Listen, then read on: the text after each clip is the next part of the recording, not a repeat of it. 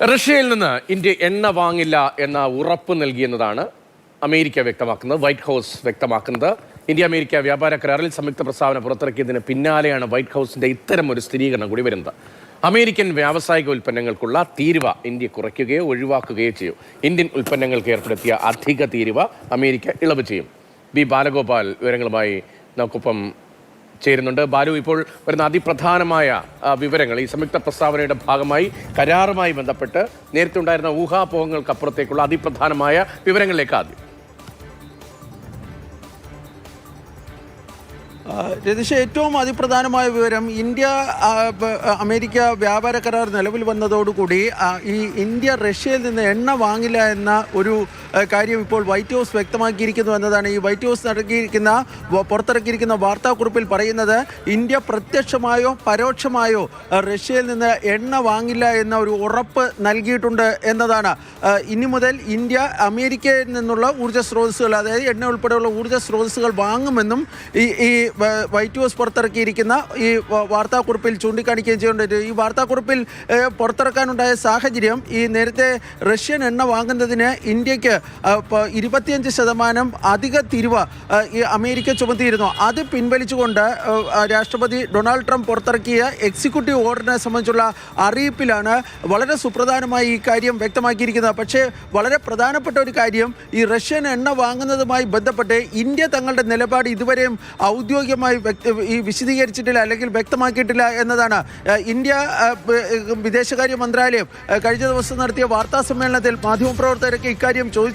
പക്ഷേ അന്ന് കൃത്യമായ ഒരു ഉത്തരം നൽകുവാൻ വേണ്ടി ഈ വിദേശകാര്യ വക്താവ് തയ്യാറായിരുന്നില്ല. കാരണം ഈ നിലവിലെ വിപണി സാധ്യതകളെല്ലാം നോക്കി, അല്ലെങ്കിൽ ഈ കമ്പോള നിലവാരമൊക്കെ നോക്കിയതിന് ശേഷം മാത്രമായിരിക്കും ഇന്ത്യ ഇതുമായി ബന്ധപ്പെട്ട എണ്ണ വാങ്ങുന്നതുമായി ബന്ധപ്പെട്ട തീരുമാനങ്ങൾ എടുക്കുക എന്നായിരുന്നു വിദേശകാര്യ വക്താവ് വ്യക്തമാക്കുന്നത്.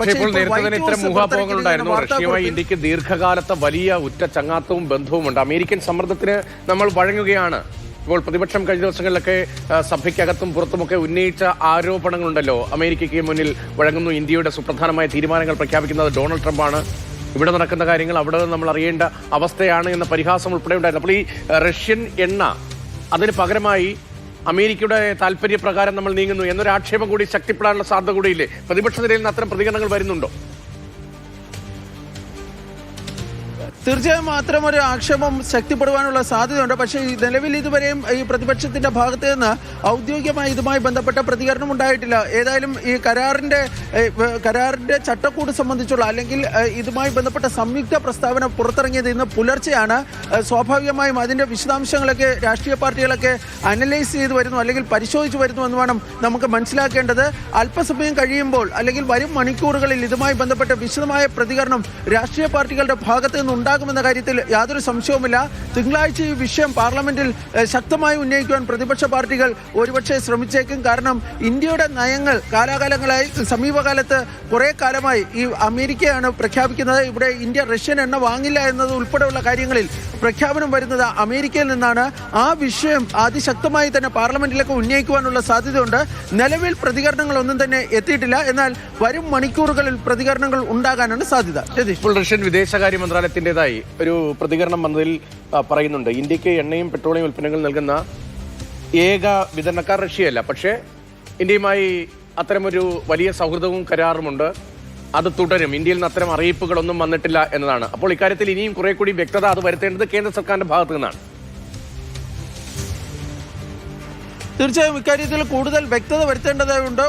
ഇന്നൊരു പക്ഷേ സർക്കാർ തന്നെ അതുമായി ബന്ധപ്പെട്ട കൂടുതൽ പ്രതികരണങ്ങൾ നടത്തുവാനുള്ള സാധ്യതയുണ്ട്. കാരണം ഈ കരാറിനെ, ഇന്ത്യ അമേരിക്ക വ്യാപാര കരാറിനെ ചരിത്രപരമെന്നാണ് പ്രധാനമന്ത്രി നരേന്ദ്രമോദിയും അതുപോലെ തന്നെ കേന്ദ്ര വാണിജ്യ മന്ത്രി പീയൂഷ് ഗോയലും ഉൾപ്പെടെയുള്ളവർ വിശദീകരിച്ചിരിക്കുന്നത്. കരാറുമായി ബന്ധപ്പെട്ട കൂടുതൽ കാര്യങ്ങൾ വിശദീകരിക്കാൻ ഒരുപക്ഷെ കേന്ദ്രമന്ത്രിയുടെ തന്നെ വാർത്താ സമ്മേളനം ഉണ്ടാകാനുള്ള സാധ്യതയുണ്ട്. കാരണം ഈ കരാർ എങ്ങനെ ഇന്ത്യയെ സംബന്ധിച്ചിടത്തോളം വളരെ ഗുണകരമാകും എന്നതിനെ സംബന്ധിച്ചുള്ള കേന്ദ്ര സർക്കാർ വിശദീകരിച്ചേക്കുമെന്നാണ് ലഭിക്കുന്ന വിവരം.